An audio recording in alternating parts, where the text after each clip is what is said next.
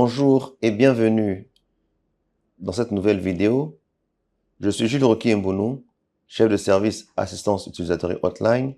Nous allons apprendre comment faire un certificat d'origine en ligne via la plateforme GECO. Pour ce faire, nous allons sur l'adresse de la plateforme geco.giot.cg.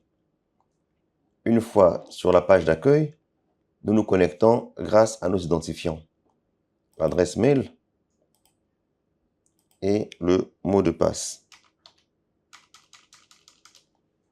Une fois que c'est fait, on clique sur se connecter. Voilà, nous sommes dans notre espace de travail. Pour faire un CO, on vient sur ICO. Ensuite, on clique sur Nouveau. Une fois que c'est fait, nous avons la première page du formulaire que nous devons remplir. Alors, à ce niveau, on doit sélectionner le type de certificat parce qu'on a le certificat d'origine simple et le certificat d'origine avec formule A.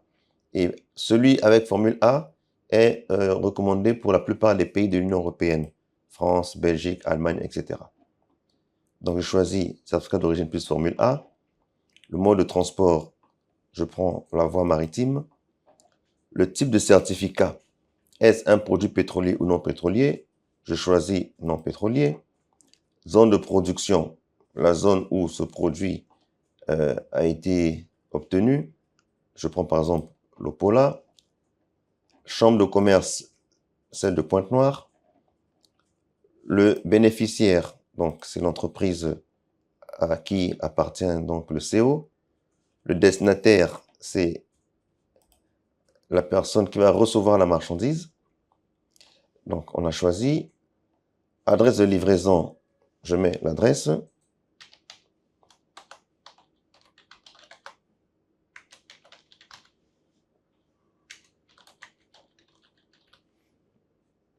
Ensuite, le pays de destination.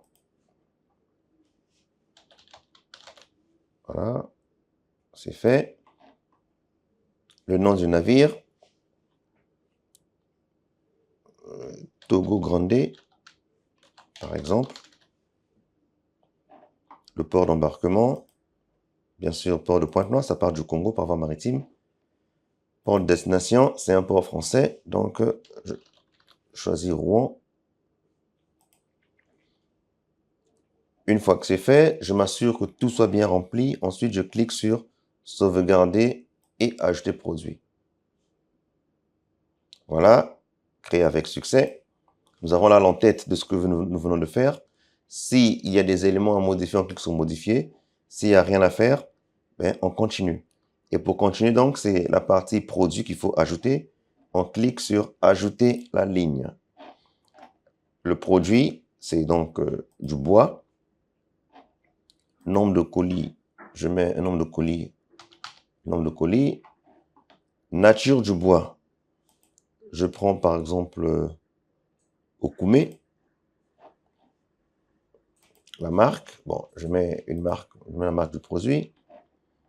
Le volume en mètres cubes. Je choisis par exemple, je mets par exemple 500, je remplis. Masse brute pareil,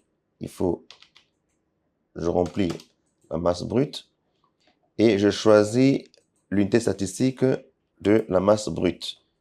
Et moi, je l'identifie en tonnes. Ensuite, la valeur de la marchandise, on remplit.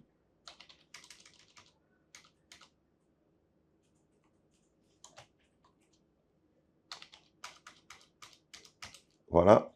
Une fois que c'est fait, on s'assure d'avoir rempli tous les champs.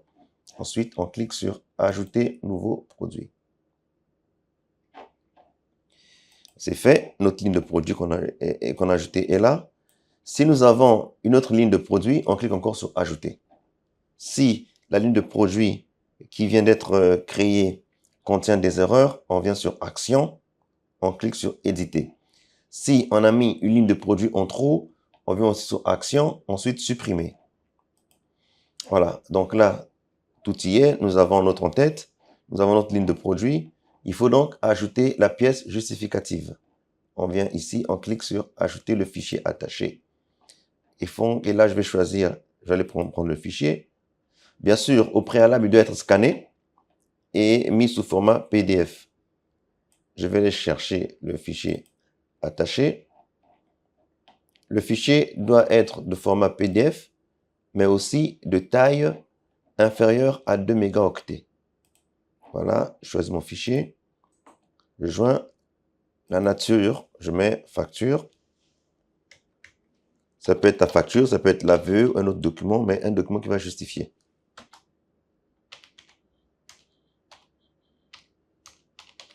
Voilà. Je mets le numéro de facture.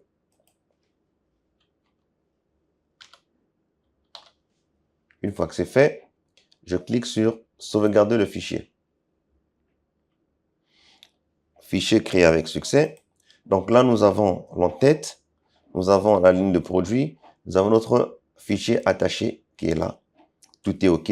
Je peux maintenant soumettre. Je clique sur le bouton soumettre. Ensuite, je confirme par le mot de passe.